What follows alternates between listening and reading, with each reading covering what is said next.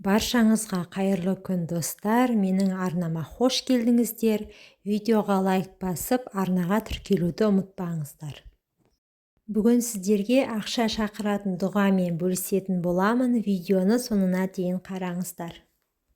Жалпы әмиян ол қаржыны арттырып, белсендіретін ең күшті құрал. Дұрыс таңдалған әмиян, оның түсі қаржы сәттілігіңізді күшейтеді, мақсатсыз шығындарға тосқауыл болады. Ескі, сырты қажалып, жыртылып кеткен әмияндар ұстамаңыздар. Ақша ол тазалықты, байлықты жақсы көреді. Әмиян сіздің ақшаңыздың үйі. Егер сізде жеке әмиян болмаса, демек сізге ақша да асықпай келеді, келгенмен ұзаққа тұрақтамайды.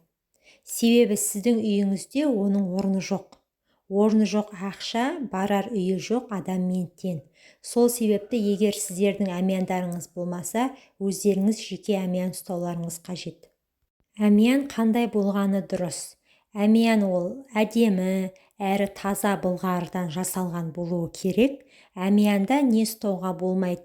Онда чек, квитанциялар, хаттар, бос қағаздар, фотосуреттер ұстауға болмайды. Әмиян бос болмауы қажет, онда ақша, банк карточкалары болуы қажет.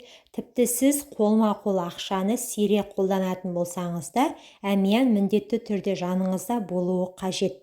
Ұсақ тиындар мен біраз қағаз ақша салып қою керексіз. Ақша энергиясы ақшаны тартады. Сол себепті әмиянды бос ұстамаңыздар. Жаңа ай туғанда әмиянның ішінен барлық ақша, карточканы алып тастап, дәретіңізбен, яғни таза кезіңізде мына дұғаны оқыңыз.